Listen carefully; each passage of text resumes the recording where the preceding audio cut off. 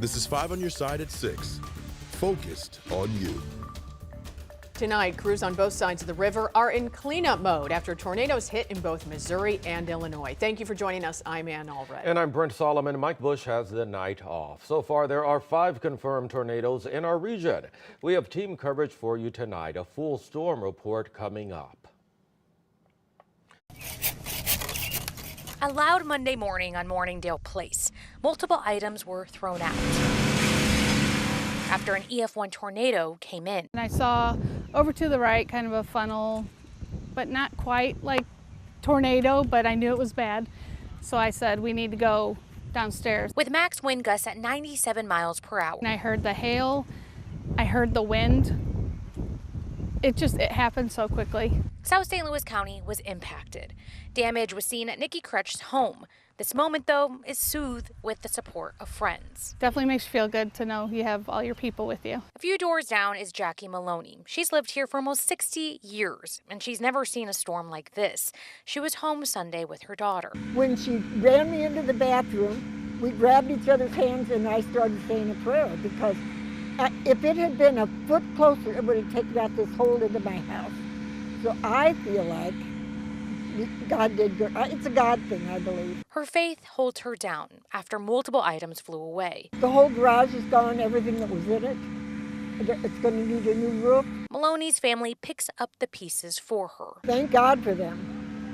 Family's the best. Also seeing the effects, Valley Park. We've never had the debris that we've had, the damage that we've had, nothing to this extent. Manny and Jason Lehman's home was hit heavily with hail. Same with the cars. My driver's side mirror's cracked. I have, damage on the front of the hood. We have them on the side of the cars. The St. Louis County families may be miles apart, but the sentiments are the same. We're very lucky. I mean, it could have been a lot worse. That's Justina Cornell reporting for us. Another hard-hit area is Clinton County, Illinois. 2 tornadoes are now confirmed there. Megan Kernan is live in Carlisle, Illinois, outside of 2 businesses that were severely damaged. How bad is it, Megan? Well, Brent, as you can see, crews are still working to repair down power lines for people here in Carlisle. Now, about an hour ago, the National Weather Service confirmed an EF1 tornado touched down in Carlisle and New Baden. The tornado here in Carlisle destroying Beelman Truck Company and Carlisle Truck Repair. Now, you can see both roofs were torn off and damage can be seen across the area. Parts of the garage have flown across the parking lot and debris has just been flown across everywhere. Take a look at this drone video our team captured earlier this morning. The tornado left these 2 businesses severely damaged. As I mentioned earlier, an EF1 tornado went through nearby in New Baden with max wind gusts at 90 miles per hour. Take a look at this video we got from a storm chaser in New Baden last night. You can see how winds just ripped through the area overnight.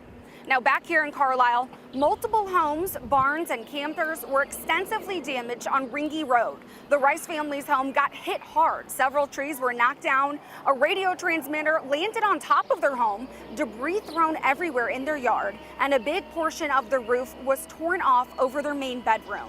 Kathy and Roy Rice say they're lucky to be alive. It took the whole back part of my house off, the roof. The water was just pouring in there. Next month I was going to retire. Now I don't even have a place to live. I was out in the shed and couldn't see the house. It was blowing so hard. It's funny, 35 years ago on Memorial Day I moved in here. So now 35 years later on Memorial Day I lost my house. Just horrible. And right now, 90 customers are still without power in Clinton County, and we see about 5 crews out here right now working to restore that power. Live in Carlisle, Megan Kernan, 5 on your side. Park was also pummeled by hail. There's extensive damage in Mission Hills Estates. Houses and cars really took a beating. Let's go to Chief Meteorologist Scott Connell for a full storm report. Scott. Yeah, that hail was actually wind-driven yesterday. So we were dealing with that wind-driven hail. It's bad enough when it comes down by itself when it's larger than golf balls, but you put some 50, 60, 70 mile an hour winds with it, and that really creates a problem. Speaking of some gusty winds, the rain's coming down at Lambert right now. We have a thunderstorm rolling over. It's not severe at this moment, but it's coming right down Highway 70 here from the airport. Going to come right into North St. Louis City, moving through North County. It's jumping very quickly, so it's heading right for the Chain of Rocks Bridge. This is going to take it through all of our North County communities with more in the way of heavy rain for about 15-20 minutes. You'll probably end up with about 1/4 of an inch of rain out of this at most. Another heavier cell's pushing its way down towards Potosi. It's weakened quite a bit from what we saw yesterday, and the overall flavor of things will be, once again, quiet weather overall once we get through these isolated evening showers and storms. Tuesday is a repeat of today.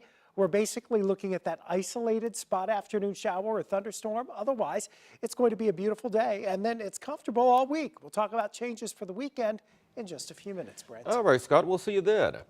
A fallen Marine from St. Charles County is among those being remembered in Weldon Spring this Memorial Day. At a Veterans Tribute at Veterans Tribute Park, a remembrance for all St. Charles County service members who died protecting our country, including Marine Sergeant Colin Arsalanbus. The Fort Zumwalt graduate died last month during a training exercise at Camp Lejeune in North Carolina. His widow received a proclamation from the state. Gracie and the Westcott family, thank you for your service, your dedication to our country and our community here in St. Charles County.